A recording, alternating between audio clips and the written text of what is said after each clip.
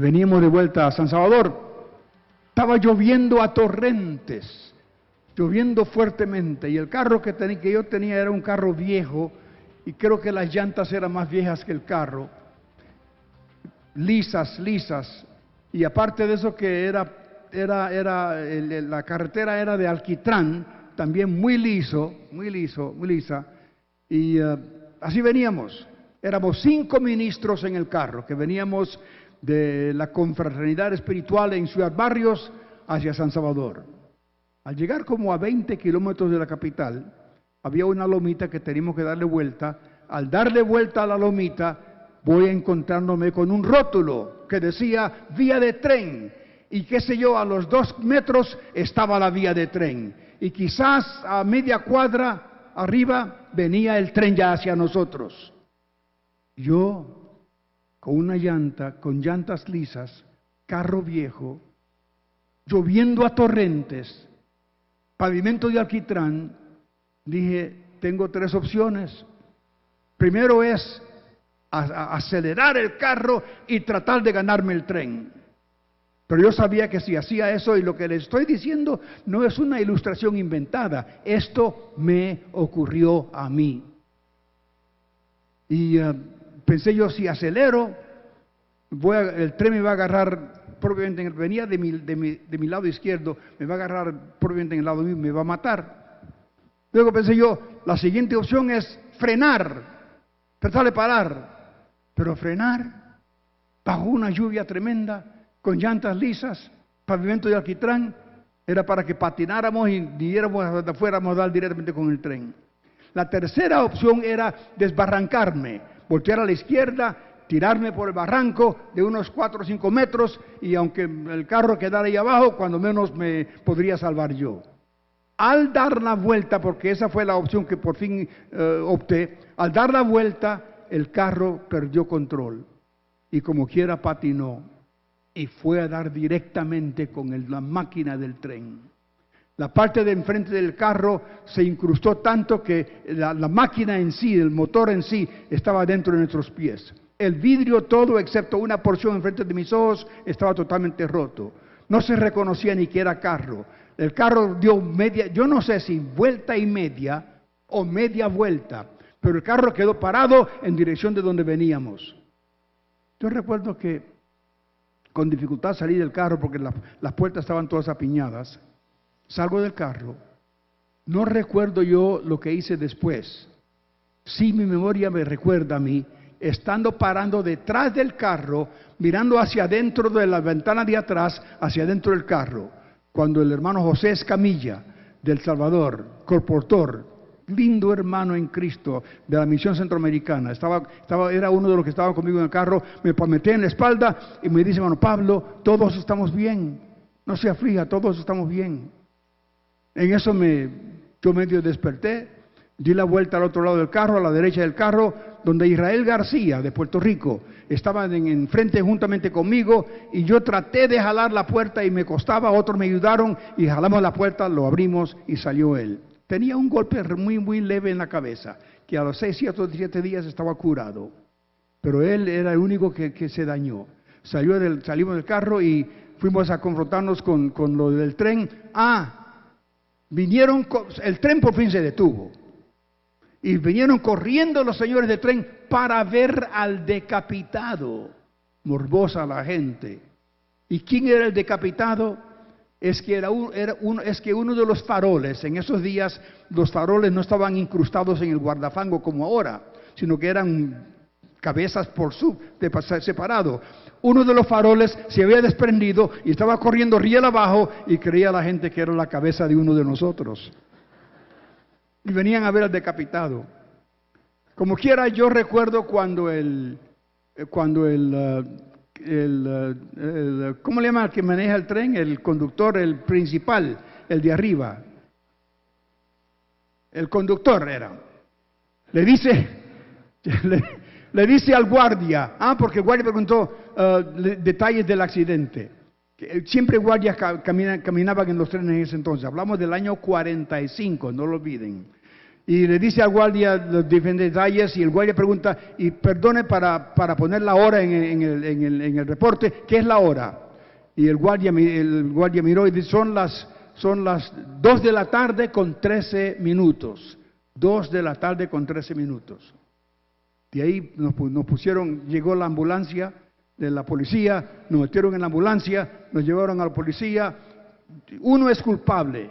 En esos casos, uno es culpable. Yo tuve que pagar 15 miserables dólares por una manguera que se rompió en el tren. Y mi carro quedó totalmente destartalado. Ya no sirvió para nada. Se fue al cementerio de carros. En fin, eso es lo de menos.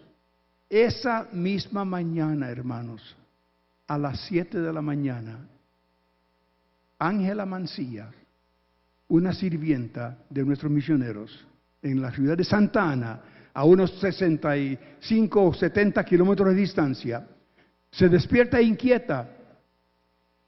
Muy sencilla la señora, muy sencilla, no sabía ni leer ni escribir, nunca había ido a la escuela, pero oía de Dios. No tenemos que ser eruditos ni académicos para escuchar la voz de Dios. Y ella sintió una inquietud en su corazón. Y la inquietud era que, más bien ella no sabía, pero era una inquietud que tanto la molestó, que al llegar a la casa de los misioneros Williams en Santa Ana, le dijo a la señora Joya de Williams, le dice, hermana, me siento inquieta yo. ¿Me daría permiso de ir un rato a la iglesia a orar? El templo Betel estaba como a 4 cuadras de distancia, cuesta abajo, y le dice la hermana Joya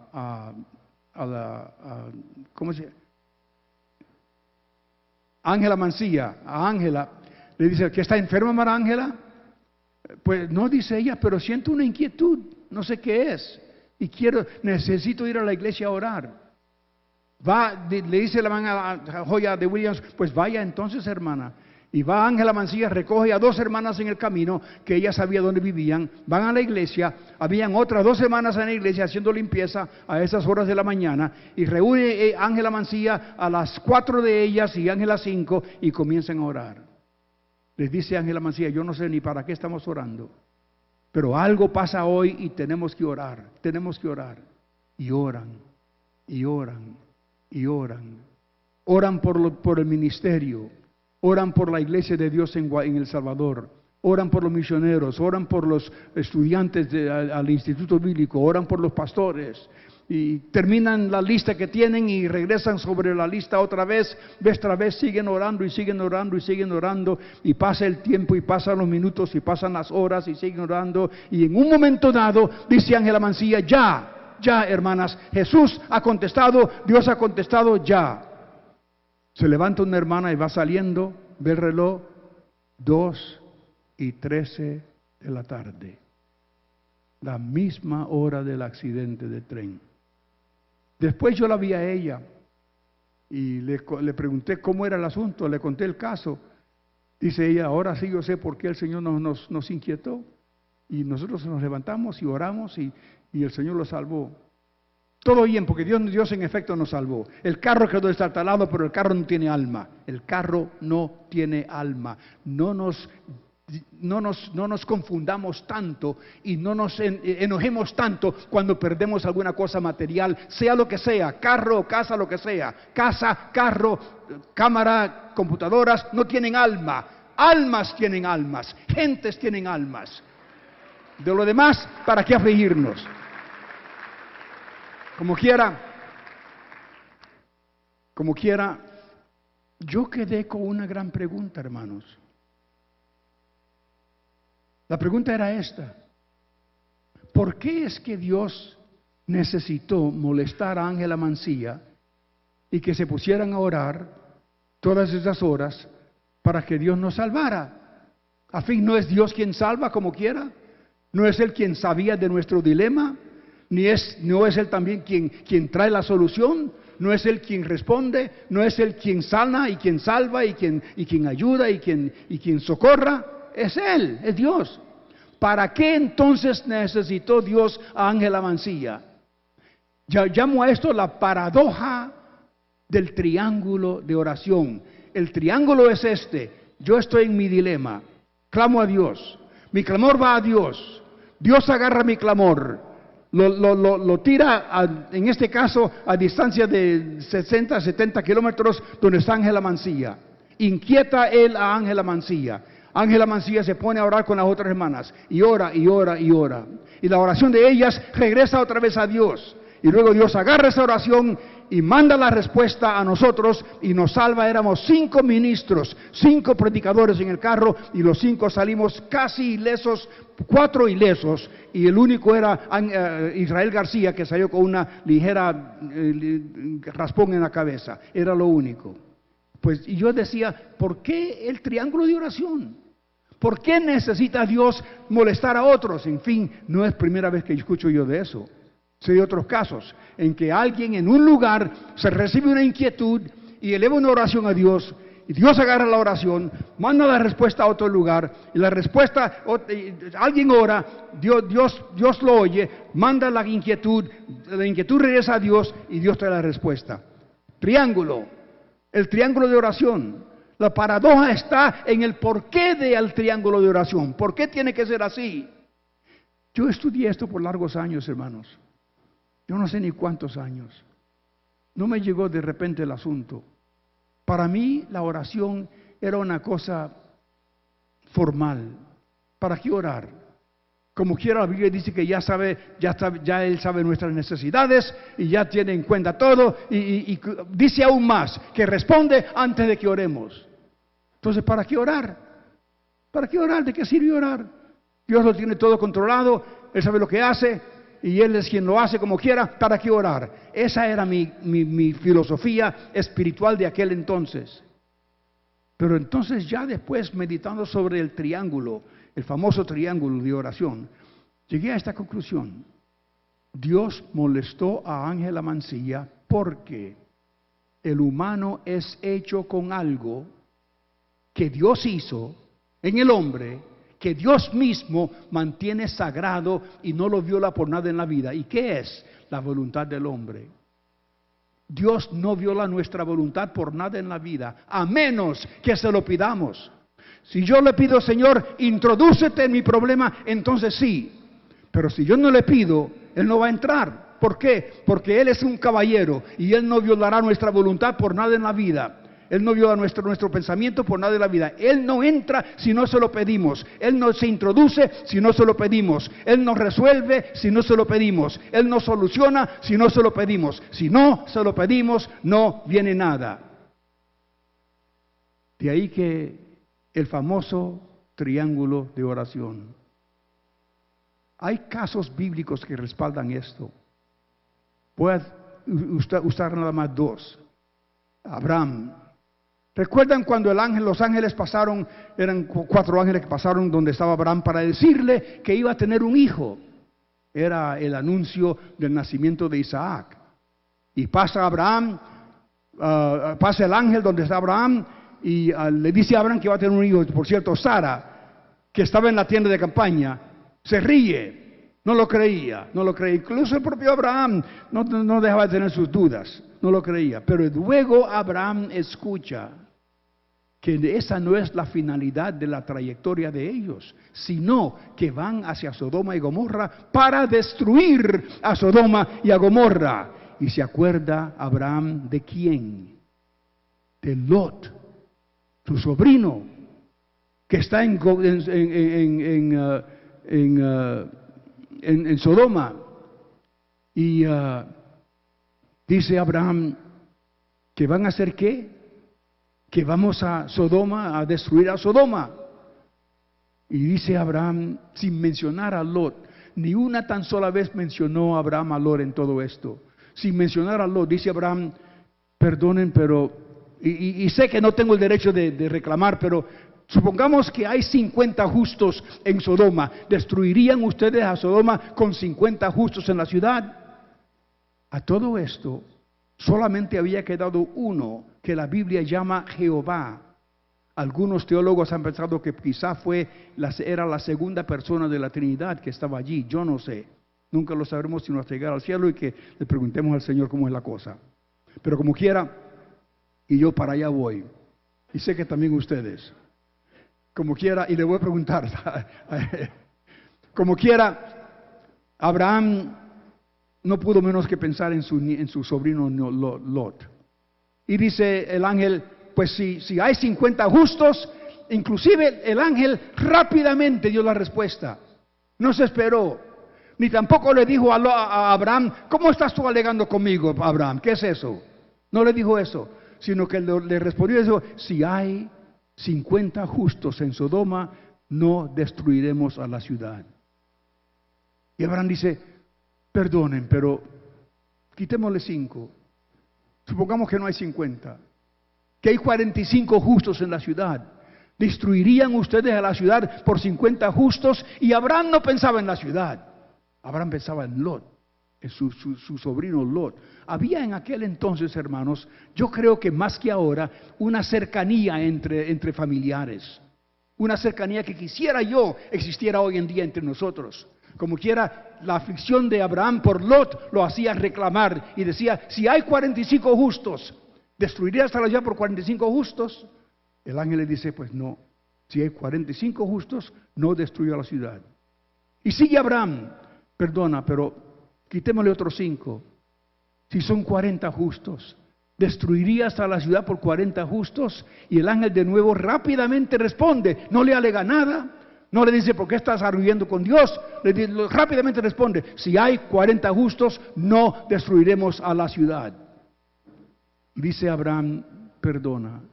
Ya esto es mucha insolencia, yo lo sé.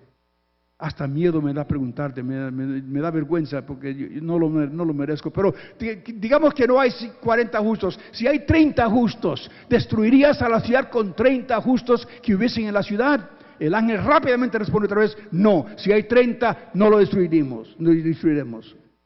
Y sigue Abraham con 30 justos, 20 justos, llega hasta 10. Si supongamos que hay 10 justos en la ciudad, Abraham se hacía que tenían que haber cuando menos 10 justos en la ciudad. De seguro Lot se ha ganado cuando menos a otras 9 personas más en la ciudad. Y dice, si hay 10 justos en la ciudad, ángel Jehová, ¿los destruirías? Y rápidamente responde otra vez el ángel, si hay 10 justos, no los destruiremos.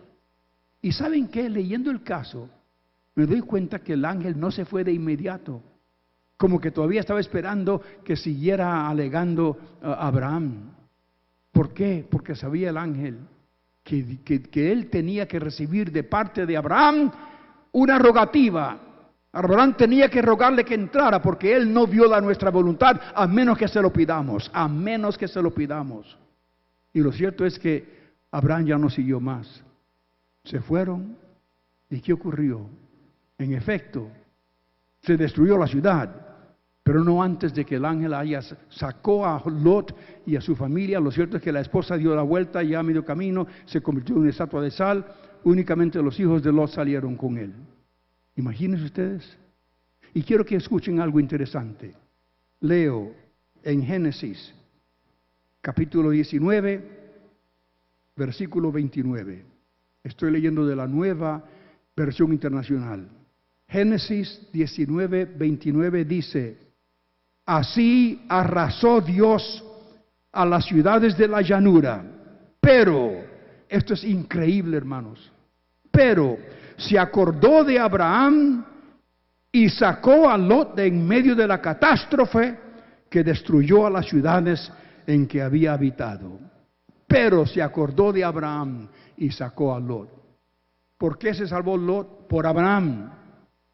Si hubiera salvado Lot de otro modo, yo no lo creo, hermanos. Yo no lo creo. Se salvó Lot a pesar de que Abraham no siguió alegando. Sin embargo, se salvó Lot porque Dios. Porque Abraham rogó, se salvó Lot más bien, porque Abraham rogó a Dios. Increíble eso. Otro caso. Moisés está en el monte Sinaí, arriba en el monte. Y Dios le entrega las tablas de la ley. Y baja el monte con las tablas de la ley y llega abajo y ve y escucha el ruido de la fiesta que tienen los israelitas y se da cuenta que no es una fiesta espiritual, no es una celebración de Dios, se da cuenta que es algo diabólico inclusive.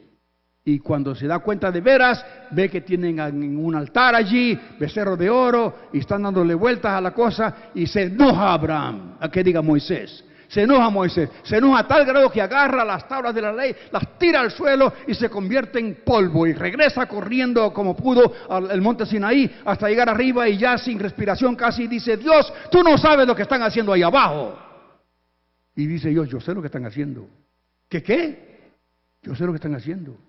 Y tan calmado estás. Yo sé lo que están haciendo. Entonces Dios, si tú sabes lo que están haciendo, tú te has de tener un castigo como el que ellos se merecen y nada menos. Lo tengo, dice Dios. Ajá, formidable. Dime qué es. Voy a borrar sus nombres del libro de la vida. Y Moisés se detiene y dice: pero Dios, que hay mucho eso. Es más de lo que yo pensaba. Son mi gente. Me costó sacarlos de Egipto.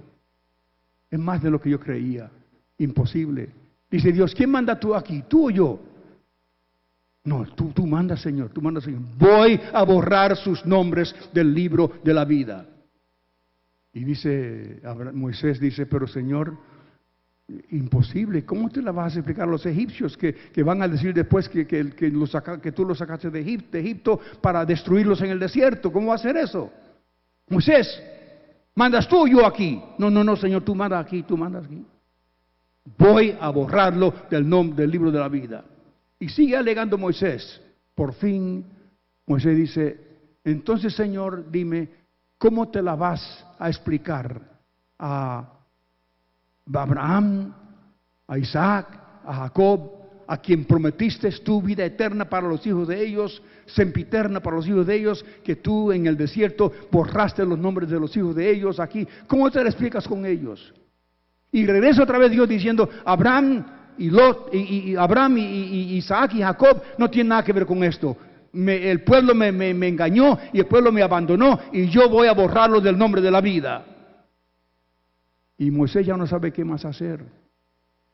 Por fin dice: bien, Moisés.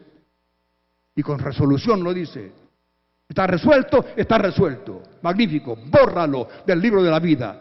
Pero quiero que sepas una cosa: si borras los nombres de ellos del libro de la vida, tendrás también que borrar el nombre mío del libro de la vida. Oye, ahí sí. Hizo tanta impresión eso, hermanos. Hizo tanta impresión en el pueblo de Israel que Salmos 106, búsquenlo, Salmos 106, versículo 23, dice lo siguiente. A propósito, todo el Salmo 106 es una historia, una especie de historial, una recogida de la historia de los israelitas con Dios y con la trayectoria de ellos. Y el Salmo 106, versículo 23 dice lo siguiente: Dios amenazó con destruirlos, pero no lo hizo por Moisés su escogido, que se puso ante él en la brecha e impidió que su ira los destruyera. Es increíble eso, hermanos. Increíble eso. Nos hace hacer la pregunta, hermanos, que no deja de entrar ya en cuestión de teología. Es que Abraham y Moisés le cambió la mente a Dios. ¿Hizo que Dios alterara sus planes? Una buena pregunta e importante. Pero déjenme dejar en claro, hermanos, claro aquí, compréndanlo, llévanselo consigo en su mente, nunca lo olviden: Dios es soberano. Dios es soberano, Dios es soberano. Él nunca cambia su mente, nada lo hace cambiar, nadie lo hace cambiar. Él es soberano, Él hace lo que quiere y ya lo tiene planeado desde antes y nada altera sus decisiones, Él lo hace todo. Entonces, ¿por qué esto? Yo tengo que concluir, hermanos, conclusión muy humana, de que Dios puso en el corazón de Abraham alegar por Lot, y que Dios puso en el corazón de Moisés alegar por Israel. Porque nadie, ningún hombre puede cambiarle la mente a Dios. Él es soberano. Él manda y es soberano. Y no pensemos que podemos cambiarle la mente a Dios. Además de eso, no tenemos que hacerlo. Porque Dios es gracia. Él es misericordia. Él es dulzura. Él es amor. Él quiere nuestro bien. Él no quiere nuestro mal. Él quiere nuestro bien. Así que no tenemos que alegar con Dios por nada en ese sentido. Pero para mí, que Él puso en el corazón de Abraham y de Moisés, que alegaran ellos, ¿por qué? Porque yo sabía que Él no podía introducirse a menos que algún humano le abriera la puerta. Nos hizo con libre albedrío y Él no viola esa libertad por nada en la vida. Nos hizo libres y Él no viola ese libre albedrío por nada en la vida. De ahí que es necesario que nosotros se lo pidamos. Es necesario que nosotros se lo pidamos. Para mí la oración era una cosa para aliviar la tensión, vaya. En tiempos atrás, para mí la oración salía sobrando. Y si alguno de ustedes creen que así es, escuchen este mensaje que estoy predicando en esta tarde. Dios no se introduce en nuestros asuntos a menos que se lo pidamos. Repito, Dios no se introduce en nuestros asuntos, problemáticos o no, sea lo que sea, a menos que nosotros se lo pidamos, a menos que le invitemos. De ahí la importancia de la oración intercesoria. No es nada más para aliviar la tensión, es indispensable. Oración no es una linda acción, es una indispensabilidad, es indispensable. Tenemos que orar para traer a Dios a nuestro asunto, tenemos que orar para que Dios se introduzca en nuestros asuntos.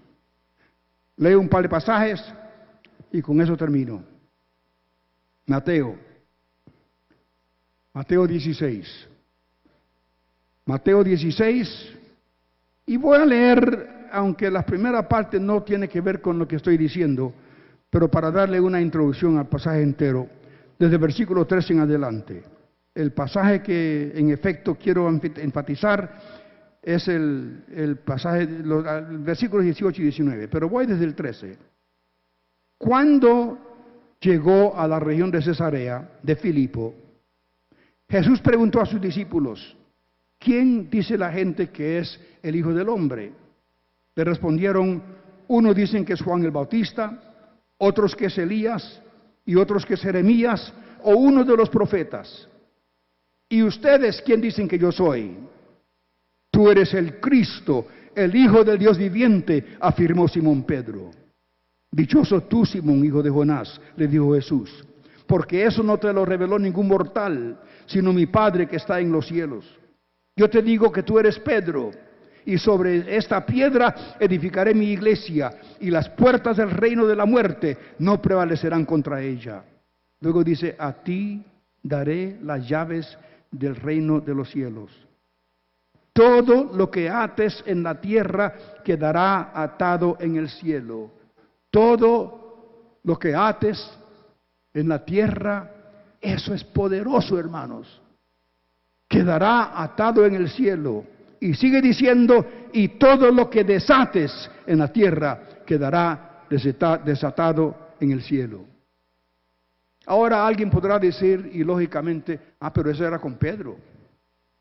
Pedro, el alto entre los apóstoles, el más importante entre los apóstoles, y podríamos levantar a Pedro hasta el cielo, ¿no? Con todo el hecho de que negó a Jesús. Pedro, se lo dijo a Pedro. A fin, a Pedro podía decirle cualquier cosa, pero nosotros, démosle una vuelta a la página, solo una vuelta a la página. Vamos al capítulo 18 del mismo Mateo, capítulo 18. En el capítulo 18 dice algo interesante, sin mencionar a Pedro, inclusive sin mencionar a ninguno de los discípulos, inclusive comienza diciendo nada más el pueblo entero de Dios. El capítulo comienza así: en ese momento los discípulos se acercaron a Jesús y le preguntaron. Ahora vamos al versículo 18. Dice: les aseguro, déjenme leer, ¿saben qué? Para que se den cuenta que nada tiene que ver con Pedro esto. Voy a leer desde el versículo 15. Dice Jesús: si tu hermano peca contra ti, ve a solas con él y hazle ver su falta. Si te hace caso, has ganado a tu hermano. Pero si no, Lleva contigo a uno o dos más, para que todo asunto se resuelva mediante el testimonio de 2 o 3 testigos. Si se niega a hacerle caso a ellos, díselo a la iglesia. Y si incluso a la iglesia no le hace caso, trátalo como si fuera un incrédulo o un renegado. Luego sigue diciendo, les aseguro a todos ustedes, que lo que ustedes aten ya es ustedes, ya no es con Pedro. El nombre de Pedro ni siquiera figura aquí. Ni el nombre de los apóstoles, ninguno de los apóstoles figura aquí. Ningún nombre figura aquí. Esto ya es con todos los discípulos, que quiere decir, es conmigo. Yo soy discípulo de Cristo. Es con usted. Usted es discípulo de Cristo. Y oiga lo que dice. Además les aseguro que todo lo que ustedes aten en la tierra quedará atado en el cielo. Lo mismo que le dijo a Pedro, ahora lo dice a todos los discípulos, incluyéndonos a nosotros. Y todo lo que desaten en la tierra quedará desatado en el cielo. Permíteme repetirlo, lentamente, despaciamente y con énfasis, porque hermanos, esto nos llega a todos y nos importa a todos. Les aseguro que todo lo que ustedes aten en la tierra quedará atado en el cielo. Y todo lo que desaten en la tierra quedará desatado en el cielo. Y sigue diciendo, además les digo que si 2 de ustedes en la tierra se ponen de acuerdo sobre cualquier cosa que pidan, les será concedida por mi Padre que está en los cielos. Porque donde 2 o 3 se reúnen en mi nombre, allí estoy yo en medio de ellos. Nada tiene esto que ver con Pedro. Ahora es con todos nosotros. Y es lo mismo. Hermanos, para concluir, déjenme hacerles saber que estas lecciones son increíbles para nosotros. Dios nunca violará nuestro libre albedrío. Para que Él se introduzca en los asuntos de nuestra vida, luchas, problemas, lo que sea, hijos descarriados, familia que se derrumba, esposo y esposa que está en mal situación, para que Él se introduzca en los asuntos, tenemos que pedírselo. Solo intercesión puede introducir a Dios en nuestra vida. Solamente intercesión puede introducir a Dios en nuestros asuntos. Pero pueden saber una cosa, que Dios nos tiene en su corazón. Nunca pensemos que oración es solo un alivio emocional. Es la única acción que puede introducir a Dios a nuestra vida y en nuestro problema. Repito esto, nunca pensemos que oración es solamente un alivio emocional. Es la única acción que puede introducir a Dios a nuestra vida y en nuestro problema. ¿Vale la pena orar, hermanos? ¿Vale la pena orar, hermanos? ¿Vale la pena orar? Tan así, hermanos, que muchos desastres ocurren porque no lo hacemos. Pongámonos de pie. Ya voy a pasar el micrófono a mis hermanos, pero antes deseo orar con ustedes. Que Dios implante en nuestro corazón no tan solamente la importancia, sino la indispensabilidad de la oración, indispensabilidad de la intercesión. Padre Celestial, tú sabes quiénes estamos presentes, cuánto te necesitamos, pero tú, Señor, te pones a nuestra orden. Increíble que así sea, pero tú, Señor, te pones a nuestra orden. Tú, Señor, nos dices, pidan y se os dará. Pidan y se os dará. Y podemos hacerlo. Y no pedir es que no se nos da, Señor. Ayúdanos, Señor, a tener fe en ti, Señor, fe en que podemos pedir, fe en que la intercesión vale, fe en que tú escuchas nuestra oración, fe en que tú haces caso a nuestro dilema, fe en que tú responderás, Señor, a nuestro clamor. Danos esa fe. Pedimos todo esto en el nombre de Cristo. Amén.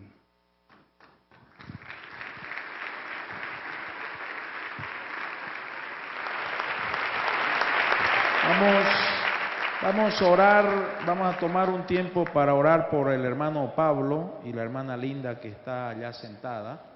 No le vamos a molestar para que venga por acá porque está cansada, ella ha trabajado duro en este COICOM.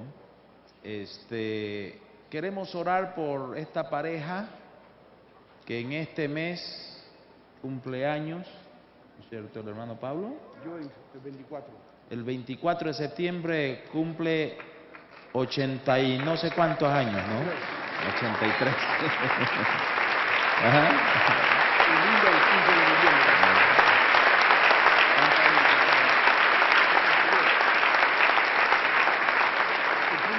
Entonces, la hermana Linda también cumple, bueno, no se dice eso, ¿no? Yo lo digo. ¿A usted lo dice? Ah, dígalo usted para que no se enoje conmigo, sino con usted, ¿no? Es una honra llegar a los 83 años, hermano. ¿Por qué negarlo? El 15 de noviembre los cumple ella.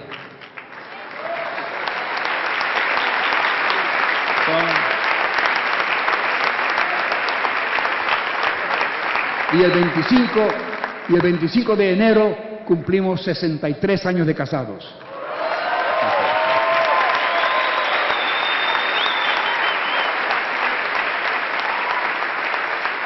Ni quiero preguntar quién aguantó más, ¿no? Porque yo sé quién aguantó más, ¿no es cierto? Ella. Sí, usted lo sabe también, ¿no es cierto?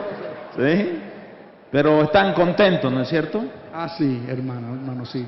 Pero muy contentos.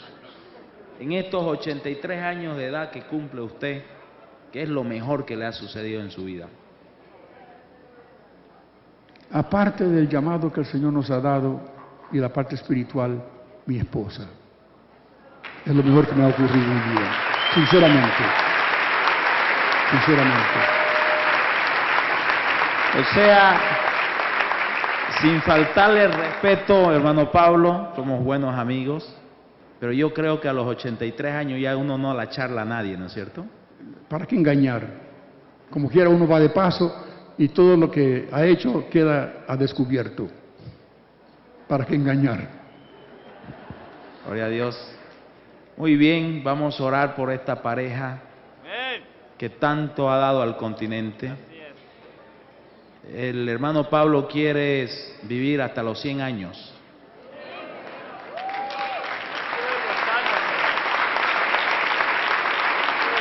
¿Por qué quiere vivir hasta los 100 años si mejor es allá? Es buena pregunta esa, porque ciertamente mejor es allá. Pero yo le he pedido al Señor que me deje llegar a los 100 años, pero parado. No acostado, sino parado. Y no quiero irme, y que no me deje ir sin mi esposa. Sin embargo, de por medio va la soberanía de Dios. Yo sé que yo no mando, Él manda. ¿Pero por qué? Porque, hermano, me encanta servirle al Señor. En estos últimos años lo que más me encanta es predicarle a mis colegas, especialmente a mis colegas jóvenes. Es lo que más me encanta, que mi vida sirva de ejemplo y de chón, de marco de compás para mis colegas que van detrás de mí. Es lo que yo quiero, con todo mi corazón. Y Linda y yo los dos lo queremos. Eso es lo que me mantiene con vida.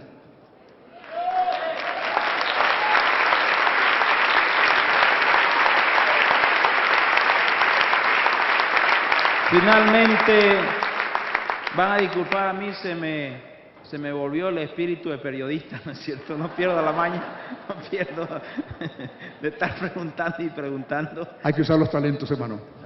Dios los da. Finalmente, hermano Pablo, en estos 83 años que usted cumple, un deseíto en su corazón que tiene usted y Dios. Ay, Señor, ¿qué será?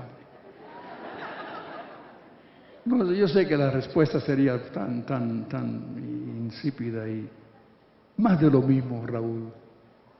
Más de lo mismo, más servicio, más del Señor. Si me deja Él descansar 10 días para un día que le doy, se lo agradeceré. Pero aparte de eso, más de lo mismo. Dios ha sido tan bueno conmigo, ¿cómo puedo decir otra cosa? Yo no puedo conseguir otra cosa. Ha sido tan bueno conmigo.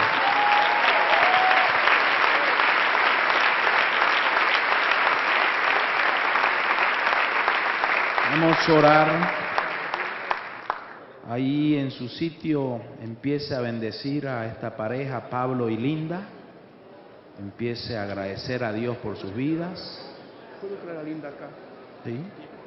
Hija. Honey, come up with me, would you, dear? My sweetheart. Mi adoración, a quien amo de todo corazón, de todo corazón. No saben cuántas veces al día la agarro y la abrazo y la beso, no se imaginan, un montón de veces al día. La voy a traer. Bien.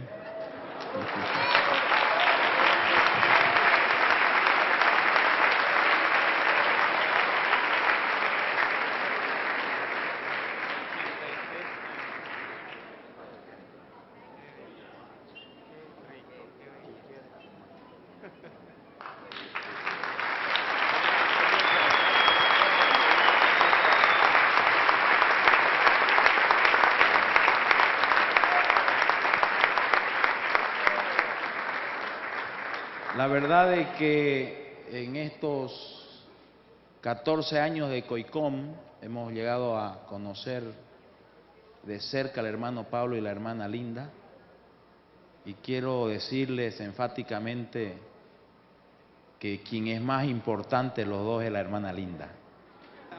Sí.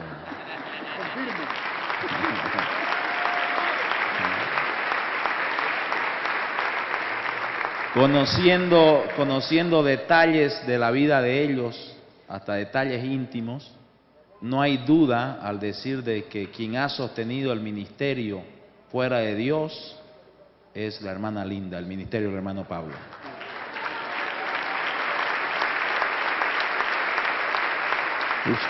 Hermana Linda, ¿qué hay en su corazoncito? El hermano Pablo a veces hace cosas indecorosas, ¿no es cierto? Pero bueno, a la edad que tiene, que haga lo que quiera él, ¿no es cierto? Si eso es indecoroso, háganlo todos los días ustedes.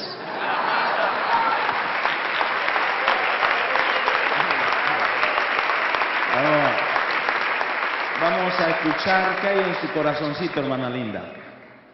Yo doy gracias a Dios porque Dios me ha permitido complementar la vida del hermano Pablo. Amén.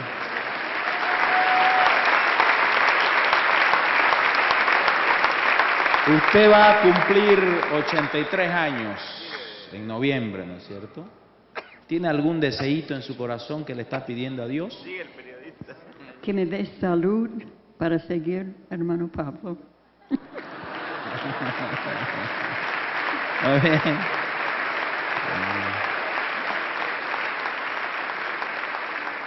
Vamos a orar.